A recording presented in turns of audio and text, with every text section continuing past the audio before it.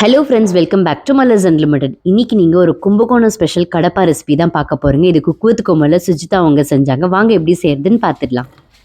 அதுக்கு வந்து அரை மூடி தேங்காய், 1 டீஸ்பூன் சோம்பு, அரை டீஸ்பூன் கசகசா, ஒரு அரை கை அளவுக்கு ஒச்சக்கல்ல போட்டு நல்லா ஃபைனாக அரைச்சிட்டு வந்துடுங்க.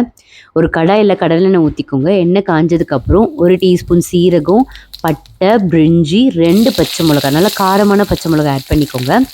அப்புறம் 2 பல்லு பூண்டு, 1 வெங்காயம், இதெல்லாம் நல்லா வதக்கிக்கலாம்.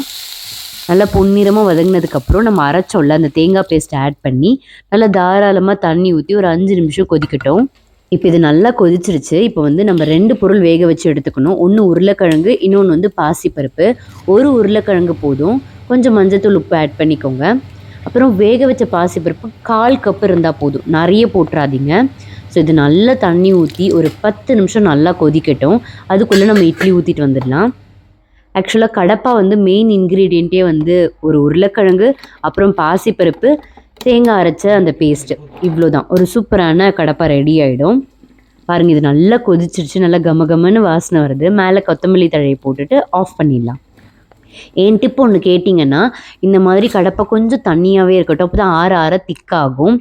இன்னொரு டிப்பும் சொல்கிறேன். நீங்கள் அடுப்பை ஆஃப் பண்ணிவிட்டு கூட ஒரு டம்ளர் தண்ணி வந்து ஹாட் வாட்டர் ஊற்றி வச்சுட்டு மூடி வச்சுருங்க. ஸோ தட் வந்து அது எப்பயுமே வந்து அந்த கன்சிஸ்டன்சிலே இருக்கும். இல்லைனா வந்து கல் மாதிரி திக்காகிடும்.